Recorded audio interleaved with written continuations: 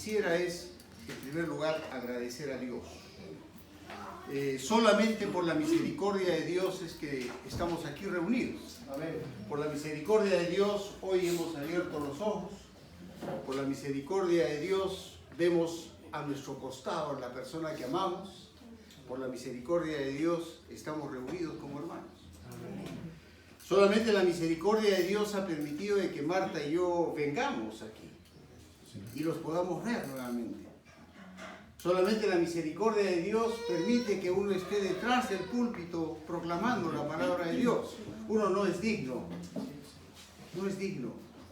pero la misericordia de Dios lo permite. Amén. Solamente la misericordia de Dios hace que uno pueda sentir el amor cristiano de personas con las cuales no tiene mayor relación. No lo vemos sino después de un año. Sin embargo, Marta y yo hemos podido disfrutar el amor cristiano de cada uno de ustedes manifestado de diferentes maneras. Solamente la misericordia de Dios. Realmente qué bueno es el Señor, que nos permite vernos nuevamente, por ejemplo, como ustedes ya nos vimos anteayer, y el jueves, viernes, ayer también, Álvaro, un hermano por el que oramos mucho también. Que Dios lo prospere, lo cuide como familia. Qué bueno es el Señor realmente. Hermanos, yo no sé si sea necesario el micro porque no trabaja. Aquí lo dejamos. Voy a tratar de levantar un poquito más la voz. Hoy día quisiera compartir con ustedes algo que tiene que ver con la vida de nuestro Señor Jesucristo. Nuestro Señor Jesucristo tuvo una forma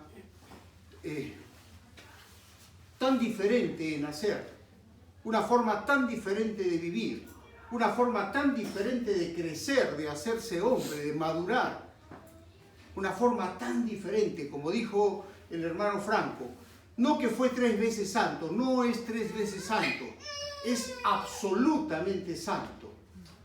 En el hebreo no existía el superlativo de santo, que es santísimo. Entonces por eso repetían santo, santo, santo, porque querían enseñar que Dios es absoluta, totalmente santo. Y una vida que realmente ha trascendido los tiempos, marca una pauta, un antes y un después de la historia, antes de Cristo y después de Cristo. Qué diferente fue vivir antes de Cristo, donde uno vivía con la esperanza de aquel que estaba siendo profetizado, que tenía que venir en el tiempo. Hoy nosotros después de Cristo vivimos con la esperanza de aquel que ya vino, murió, dio su vida y resucitó para que podamos tener vida eterna. Qué maravilloso es vivir con esa esperanza. Lo cual no es una esperanza, no es algo que nosotros decimos, ojalá pueda suceder esto. No, es una realidad. Usted recibió a Cristo como Señor y Salvador, usted no es de aquí. Usted recibió a Cristo como Señor y Salvador y lo espera la vida eterna, pase lo que pase, ¿sabe? Porque Dios no es deudor de nadie, de tal manera que aquello que por gracia hemos recibido por medio de la fe, que es la salvación, no la vamos a perder. Lo cual no nos da a nosotros una tarjeta o algo que permita que, no, yo soy cristiano de tal manera que yo puedo hacer de mi vida lo que quiero. No. Dejamos de pecar porque amamos al que murió en la cruz. Dejamos de pecar por amor a la misericordia del que dio su vida en la cruz. ¡Qué maravilloso! Y nuestro Señor Jesucristo siempre escogía los lugares altos para poder proclamar la palabra. Buscaba un lugar donde el rabí pudiese sentarse y alrededor del cual se pudiesen rodear mucha gente. Y mucha gente que se rodeaba alrededor de él no solamente se reunía a escuchar la palabra, otros se reunían solamente para poder recibir algo que posteriormente iba a multiplicar, sean panes o sean peces. Pero había dentro de ellos gente que tenía hambre y sed de escuchar la palabra bendita del Salvador. Y en el monte, en el sermón del monte, él da unas bienaventuranzas. Da unas palabras muy especiales que son totalmente contrarias al concepto humano. Porque nosotros consideramos feliz a aquel que muchas veces, como lo vamos a ver posteriormente, adelanto algo, aquel que muchas veces tiene mucho. Aquel que muchas veces goza de buena salud, aquel que muchas veces no tiene que subir a un bus porque tiene un carro propio. Y esa no es la visión de Dios. Porque Dios considera bienaventurado totalmente lo contrario.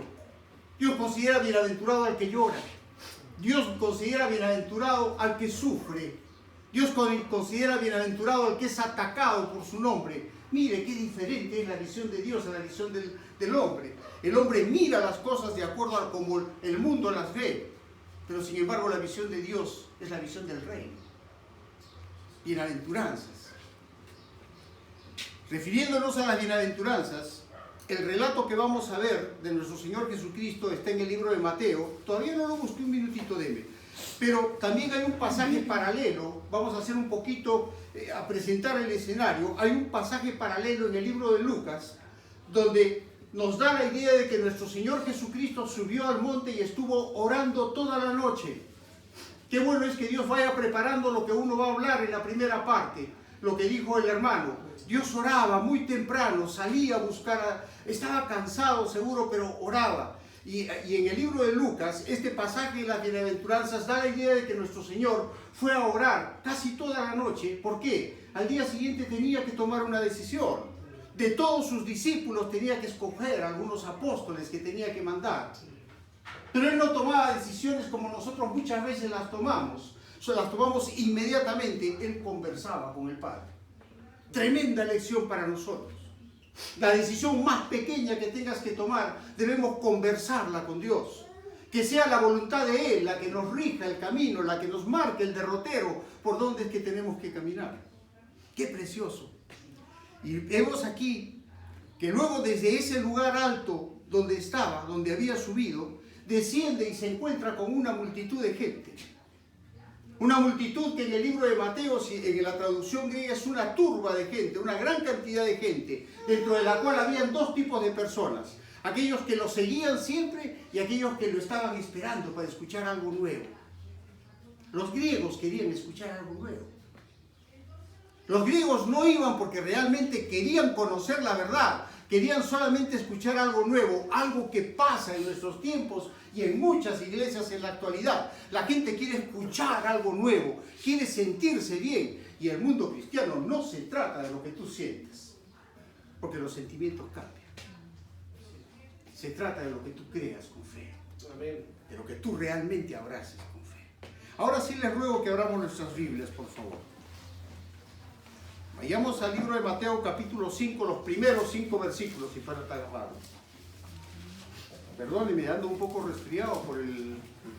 Hoy anoche hizo mucho frío, bastante frío. ¿Lo tenemos? Mateo 5, 1, 5. Cuando todos lo tengamos. La palabra de Dios dice así: viendo a la multitud, subió al monte y sentándose vinieron a él los discípulos y abriendo su boca les enseñaba diciendo: bienaventurados los pobres en espíritu, porque de ellos es el reino de los cielos. Versículo 4. Bienaventurados los que lloran, porque ellos recibirán consolación. Versículo 5. Bienaventurados los mansos, porque ellos recibirán la tierra por heredad. Amado Padre, muchísimas gracias, Señor, por esta oportunidad que tú nos regalas, Padre, de poder escudriñar tu palabra. No hay nada más precioso, Señor, que sumergirnos en ella, Padre, y encontrar la verdad. Conocerte más, Señor. Poder conocer más al autor y consumador de la fe, a tu Hijo Jesucristo. Poderte conocer más a ti, Padre, y conocer del Espíritu Santo el poder, Señor, que tiene de convencer, de hacer recordar, de cambiar, de redarguir, de corregir, de estorbar en ciertos casos cuando estamos lejos tuyos, Padre. Muchísimas gracias por la vida de cada hermano, Señor. Muchísimas gracias por habernos permitido a Marta y a mí, Señor, la estadía aquí, Señor, y poder venir no de paseo, Señor, sino venir a proclamar tu palabra, Padre. Qué privilegio, Señor. Muchísimas gracias, Padre mío. Gracias por esta obra, Trinidad, Señor, donde se predica la sana doctrina. Gracias, Padre, por cada miembro, por cada líder, Señor, por el cuerpo del liderato, Señor, de la iglesia. Bendícelo ricamente, Señor. En el precioso nombre de Cristo Jesús. Amén. Si nosotros tuviésemos que hacer, queridos hermanos, una clasificación de quién es una persona que es feliz, ¿cómo lo haríamos? Ya lo adelanté un poquito. Muchas veces nosotros vemos a una persona que es feliz o consideramos que es feliz porque tiene todo, porque no le falta nada. Tiene su casa, tiene su carro, tiene su esposa, tiene sus hijos, tiene todo. Esa es la visión natural de la persona. Tiene un trabajo, yo no tengo trabajo. Él es feliz, yo no soy feliz. La visión de Dios es totalmente diferente, totalmente diferente. Para poder entender este pasaje vamos a empezar analizando un poquito qué cosa significa la palabra bienaventurado. ¿Quién conoce la palabra bienaventurado en el griego? Seguramente muchos de acá. Macarios.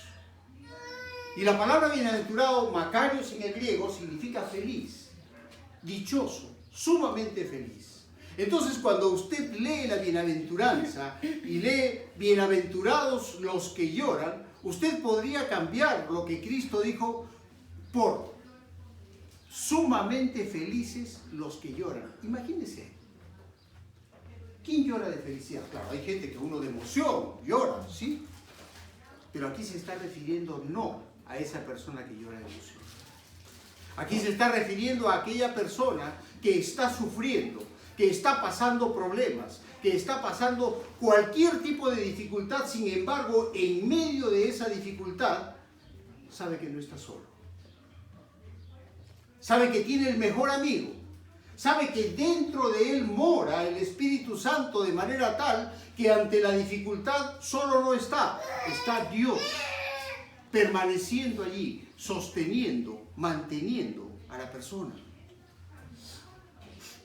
En el versículo 2, observe el versículo 2 por favor, abriendo su boca les enseñaba diciendo. Algunos altercadores de la sana doctrina dicen, pero ¿cómo podía Cristo enseñar sin abrir la boca? ¿Cómo podría enseñar una persona parándose aquí y sin abrir la boca? La vida de un cristiano no necesariamente debe circunscribirse a lo que nosotros digamos como cristianos. La vida de un cristiano debe estar marcada por una actitud, una vida cristiana que permita que nosotros mostremos ante los demás que hay una diferencia entre los demás y nosotros como cristianos. Cristo, con sus milagros, resucitando gente, sanando a una mujer que tenía un flujo de sangre de toda la vida, dando vida o abriendo los ojos de los ciegos, destapando los oídos de los sordos, enderezando las piernas de los cojos, liberando la lengua de los mudos, mostraba que era Dios. No tenía necesidad de hablar. Su vida manifestaba a Dios. Y de la palabra de Dios nosotros tenemos que rescatar de cada cosa que leamos en la palabra de Dios, qué es lo que Dios quiere para ti y para mí. Dios quiere que tú y yo mostremos nuestra vida cristiana a través de nuestra actitud, de cómo es que tratamos a los demás. ¿Cómo vives con tu esposa? ¿Cómo vives con tu esposo? Hijo, ¿cómo tratas a tu padre? ¿Cómo tratas a tu hermano? ¿Cómo eres como cristiano? De eso se trata la vida cristiana. No se trata tanto de hablar, se trata de manifestar, vivir. ¿Y sabe por qué le digo que no se trata tanto de hablar? Porque en estas épocas mucha gente habla demasiado de Cristo, pero sin embargo no vive a Cristo. Mucha gente en el nombre de Cristo está haciendo de la sana doctrina una perversión total, predicando cosas que son totalmente diferentes a lo que la palabra de Dios dice.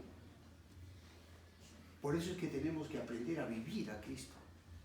Que alguien de lejos pueda observar en ti, esa persona es diferente. Mira el comportamiento de esa persona. Todavía hay gente que le cede el asiento a una dama, a una mujer con un niño diferente. ¿Por qué será diferente? Es importante, sumamente importante. Y nuestro Señor Jesucristo, sin abrir su boca, vivía una vida que era ejemplar. De la misma manera que Dios abrió la boca de Moisés para que hablase con Faraón. De la misma manera que Dios abrió la boca de David para que pudiese crear esos salmos tan preciosos. De la misma manera que Dios abrió la boca de los profetas para profetizar la verdad que se venía, de esa misma manera Cristo abrió su boca para derramar palabras de vida. De esa misma manera, esperanza ante un pueblo oprimido. No ha habido un pueblo en la historia de la humanidad que haya sido más perseguido que el pueblo de Dios. En todas las épocas, y seguirá siendo perseguido. Pero sin embargo, la palabra de Dios da ese remanso y esa paz que necesitamos en los momentos de dificultad. Vayamos al versículo 3, por favor. Vamos a la primera bienaventuranza. Bienaventurados los pobres en espíritu, porque de ellos es el reino de los cielos. La condición del creyente para ser bienaventurado, sumamente feliz, ¿qué cosa es? Ser pobre en espíritu, que es diferente a ser pobre de espíritu. No confundamos. A veces pensamos pobre de espíritu, no. Un pobre de espíritu es aquel que no toma una decisión, es una persona pusilánime a la que se le puede manejar. ¿Cuál es la diferencia entonces con un pobre en espíritu? Una persona pobre en espíritu es aquella que ha dejado el orgullo de lado y considera que por sus propios medios no puede hacer absolutamente nada. Una persona pobre en espíritu es aquel que se considera mínimo en comparación a la grandeza de Dios y considera que todo aquello que vaya a hacer o quiera hacer, tiene que hacerlo consultando con Dios. Un pobre en espíritu es aquel que ha entendido con toda claridad que sin Cristo no es absolutamente nada. La palabra de Dios dice que apartados de Dios nada podemos hacer. ¿Y sabe una cosa? Nada, absolutamente nada bueno podemos hacer. Podemos hacer muchas cosas, pero algo que realmente edifique no lo vamos a poder hacer. Un pobre en espíritu es aquel que es ejemplo a los demás, pero no se confunda con un pobre de espíritu. Un pobre de espíritu no es la persona que Dios quiere. Un cristiano no tiene por qué ser una persona que sea apocada. Un cristiano es aquel que entiende con toda claridad que Dios le da un espíritu de valentía, no de cobardía. Es aquel que entiende que es un vencedor, que es un ganador. Pero para poder vivir una vida cristiana tal como Dios quiere que la vivamos, tenemos nosotros que estar conectados a la palabra de Dios. No va a existir en mi boca una sola prédica donde yo no mencione que es necesario la lectura de la palabra. Si no estás leyendo la palabra de Dios, no estás equipado espiritualmente para poder afrontar las eventualidades, cosas que vayan a suceder en el camino y que te puedan traer abajo. Sin la palabra de Dios estamos perdidos. ¿Cuántas veces al día nos alimentamos? Mínimo 2, desayuno y almuerzo. ¿Cuánto es el 10% de 24? ¿Alguien que me puede decir el 10% de 24? 2.4. ¿Cuánto tiempo le dedicas a la lectura de la palabra de Dios? Dios dice el 10%, claro, en el Antiguo Testamento el 10% era el techo, era lo máximo, pero para nosotros es el piso. ¿Cuánto tiempo tenemos del día de comunión con Dios? ¿Cuánto tiempo del día nosotros escudriñamos la palabra de Dios? ¿Siquiera una hora? ¿Media hora? Si no lo estamos haciendo, definitivamente vamos a tener serios problemas. Aquella persona, hermanos, que es pobre en espíritu, es aquel que solamente, lo único que hace es clamar como clamó el publicano: Dios, sé propicio a mí que soy pecador. Se pone en un lugar donde dice: Señor, no tengo otra cosa que darte que mi vida. Y nuestra vida está cargada de pecado. No tenemos más que darle a Dios. Es aquel que no es aquel que va con una actitud soberbia y dice: Señor, yo diezmo, yo ofrendo, yo hago esto, yo hago lo otro. No. Es aquel que va con una actitud de siervo. Ese es un pobre en espíritu.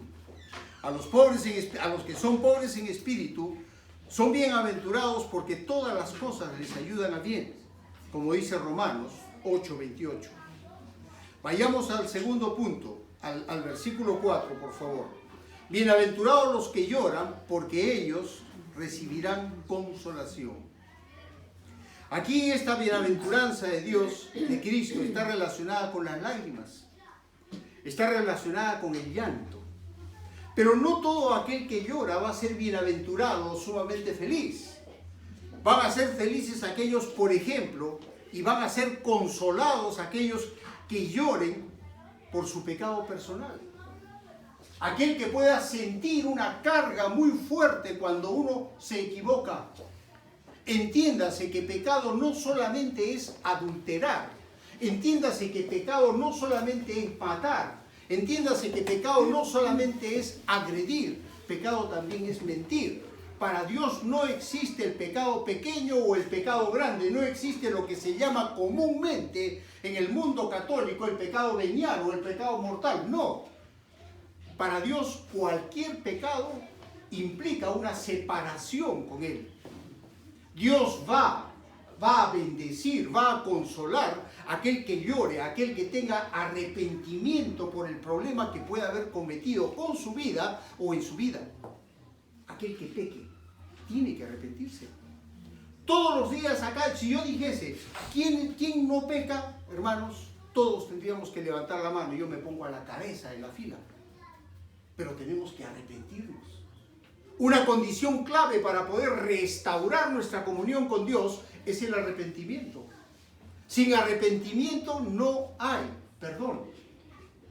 Nosotros podemos pedir, yo tengo una agresión contra mi esposa, no físicamente, puedo verbalmente molestarla, incomodarla, voy y le pido perdón, pero si continúo haciendo lo mismo, dígame usted, ¿ese perdón es algo que realmente valga? No.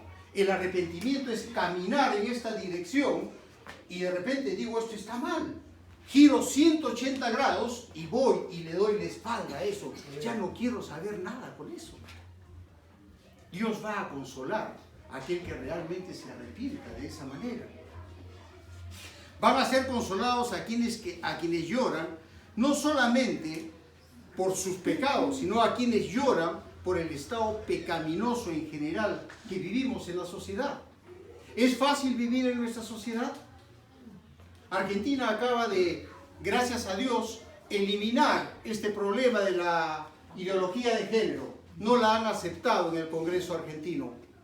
Aquí en Chile se aceptó hace muchos años, no eso, pero sí lo del matrimonio, me parece. En Perú estamos en esa lucha.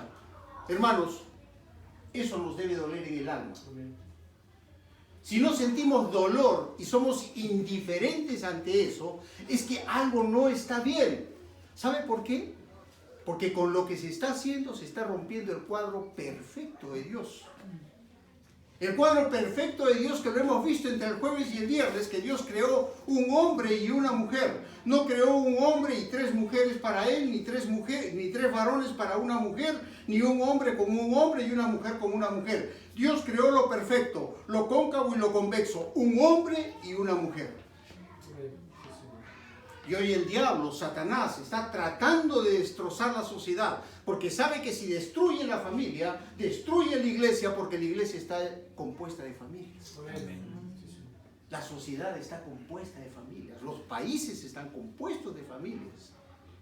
Entonces, nosotros tenemos que tener dolor, y ese dolor Dios nos va a consolar cuando nosotros lloremos por esa circunstancia que nos ha tocado vivir. ¿Qué les tocará vivir a nuestros nietos? A los hijos. Tenemos que sufrir por eso. Y Dios nos va a consolar. Tenemos que orar porque Dios obre en las autoridades. ¿Sabe una cosa? Tenemos que orar porque Cristo venga. Muchas veces converso con hermanos y le digo, tenemos que orar porque Cristo venga. No, pero todavía no, que no. Mejor lugar que allá no vamos a encontrar. Mejor lugar que allá no vamos a encontrar. Dios va a consolar ese tipo de corazón. También serán consolados aquellas almas que se conmuevan por eventos tristes, como por ejemplo, Abraham lloró por la muerte de su esposa. Marta, María, nuestro Señor Jesucristo, en uno de los versículos más cortos de la palabra, y Cristo lloró. Ese corazón que llore porque realmente ha sido sacudido por una tragedia y siente ese dolor profundo como cristiano de aquello que está pasando, que no tiene otra cosa que ponerlo a los pies de Cristo, Dios lo va a consolar. Pero Dios no va a consolar aquel llanto de aquellos que anhelan algo que está fuera de la voluntad de Dios. ¿Qué me puede venir a la mente en este momento? Acab. ¿Recuerdan a Acab? Esposo de Jezabel. ¿Recuerdan el Antiguo Testamento? Acab. Acab deseaba la viña de Nabot. Nabot era un hombre de Dios y en esa época no se podían transferir las propiedades. Y el rey Acab le dice a Nabot, véndeme tu viña. Y Nabot le dice, no, no puedo vender la viña. Aunque después de un tiempo tenía que retornar a él, no, no la voy a vender. Acab se va triste, lloroso, se acuesta y su mujer, la malvada Jezabel, dice la palabra de Dios, le dice, ¿qué es lo que te sucede? No me quiso vender la viña a Nabot. ¿Qué hace Jezabel? Manda a matar a Nabot y le entrega la viña a su esposo, a Acab. Acab estaba triste. ¿Ustedes creen que Dios va a consolar esa tristeza? No la va a consolar. No la va a consolar. Judas se arrepintió. En un determinado momento dijo, Señor, ¿qué cosa he hecho? Y tira las monedas y las devuelve a los fariseos y está arrepentido, pero realmente nunca se convirtió. Dios no lo va a consolar. Ese hombre nunca consideró a Cristo como Señor, siempre lo consideró como un simple maestro. Nunca se ve que se le mencione como Señor, Adonai, no, sino como un rabí, un simple maestro. Eso no va a consolar a Dios. Ellos no van a recibir esa consolación. Vayamos al versículo 5, por favor. Bienaventurados los mansos, porque ellos recibirán la tierra por heredad. Esta tercera condición para ser dichoso, bienaventurado, tiene que ver con la apacibilidad, ser manso o apacible. Bienaventurado, sumamente feliz, bendito, feliz, los apacibles. Este es otro gran contraste en la enseñanza de Jesús. Por lo general el mundo considera que el manso es una persona a la que se le puede manejar. Es una persona a la que se le puede manipular. La palabra de Dios habla de dos personas nomás que eran mansas. ¿Quiénes eran? ¿Recuerdan? Moisés y Jesús. Solamente.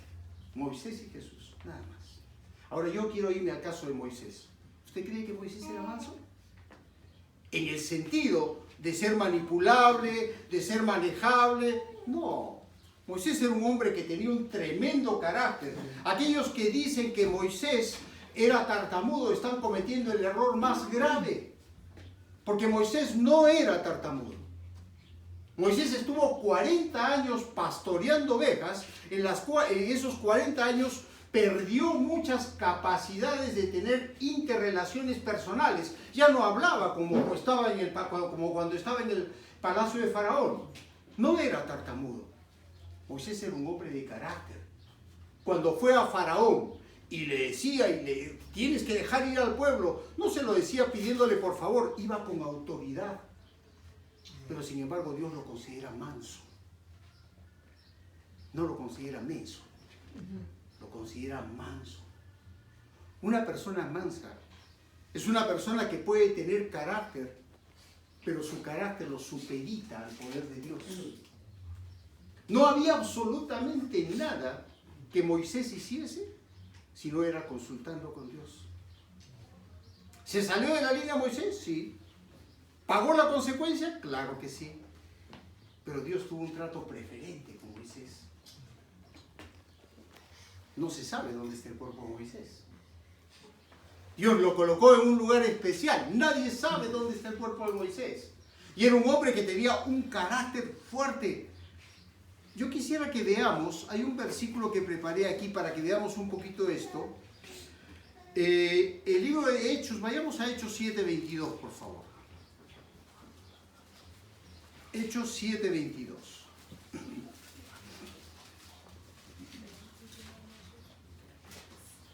¿Lo tenemos?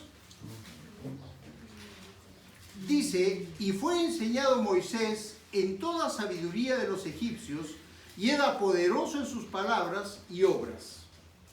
Estas son palabras de Esteban, el primer mártir de la iglesia, ¿no? ¿Qué cosa dice? Era poderoso en sus palabras. O sea, no era una persona tartamuda. Sino que ahí en Moisés tenemos 3 etapas específicas de su vida que se dividen en 40 años, 40 años y 40 años. 40 años en que lo prohijó la hija de Faraón. 40 años donde aprendió todo lo que él tenía que saber para poder gobernar. Aparentemente era el sucesor del Faraón. En un determinado momento, como tuvo una primera etapa en que su madre misma lo amamantó y le enseñó, estoy seguro que le repetía y le decía, tú eres un hebreo.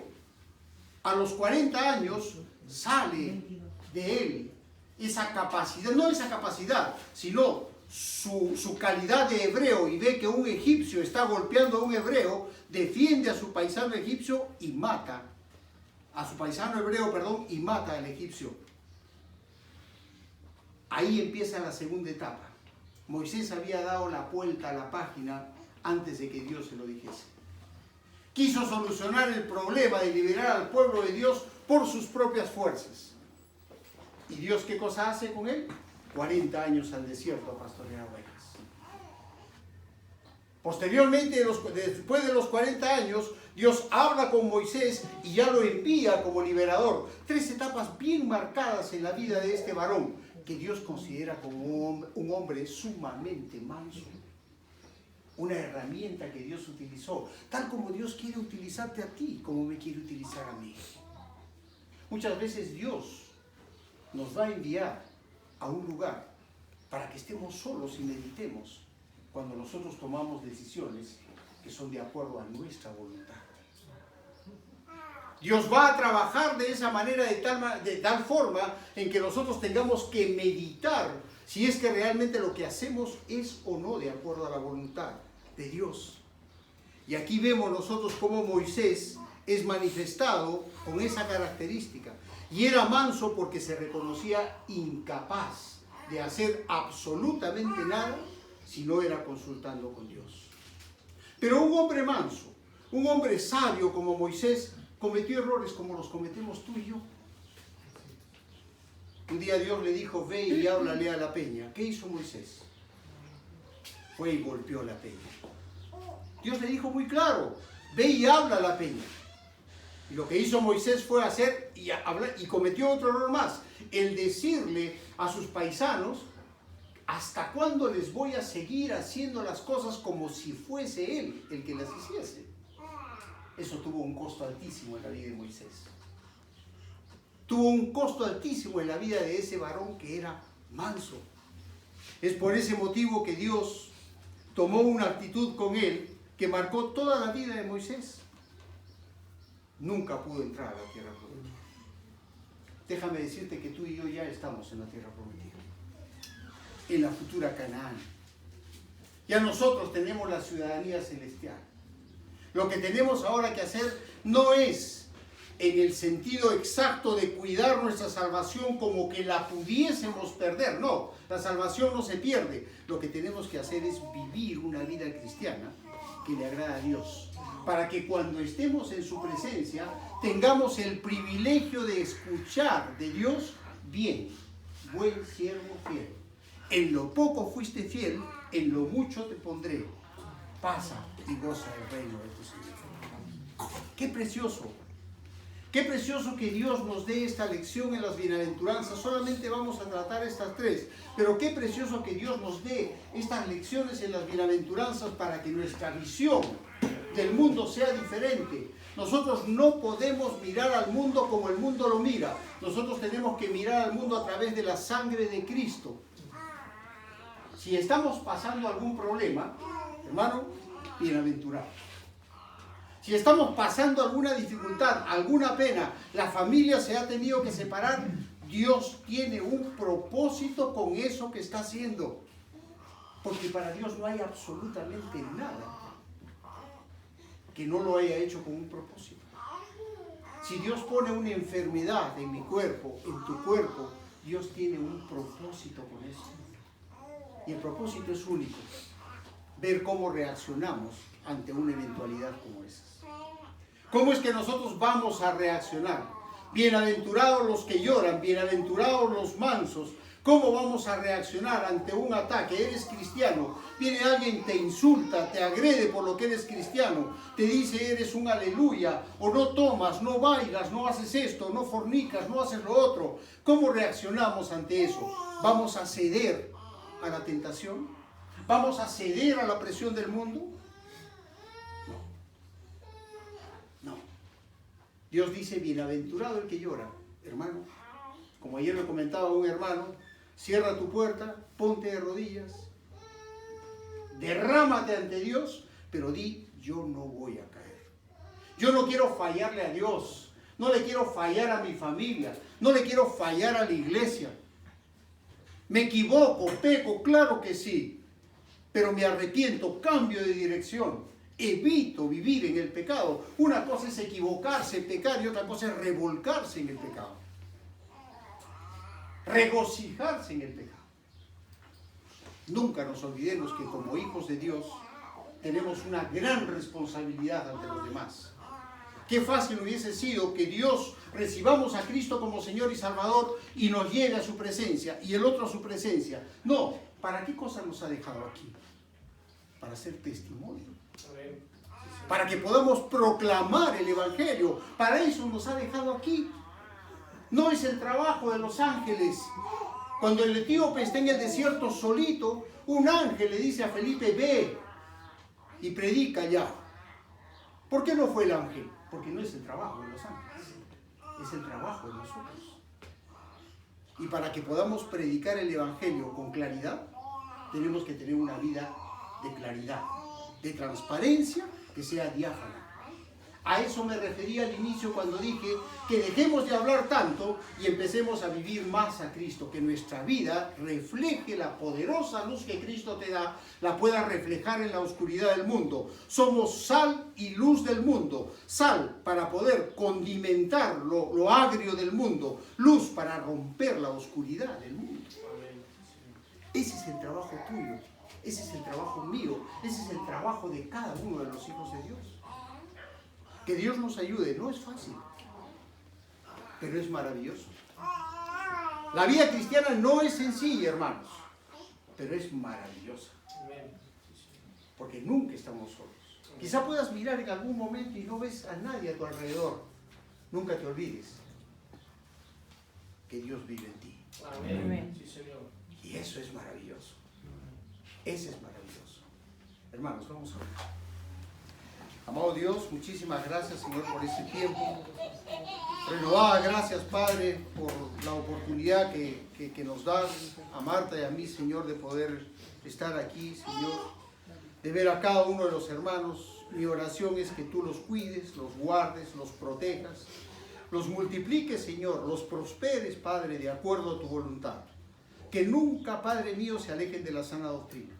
Que ellos siempre puedan, Señor, recurrir a la palabra, a tu palabra, Señor, a la Biblia, como fuente, como vida. Que puedan recargarse, Señor, salir a la calle, Señor, valientes, habiéndose instruido en tu palabra primero. Que no salgan, Señor, sin haber orado, conversado contigo, puesto a tus pies, Señor, sus cargas, sus peticiones, Señor, pues, habiendo puesto en tus manos, Señor, su vida. Que podamos, Señor, cada día vivir agradándote mucho más, Señor. Bendito sea tu nombre, Padre. Bendice, Señor, la Iglesia Trinidad. Oro en este momento, Señor, porque debe estar iniciándose el culto en Arequipa, en la Iglesia Luz de Vida, Padre. Bendice tu obra también y toda la Iglesia Universal de Cristo, Padre. En el precioso nombre de Cristo Jesús. Amén.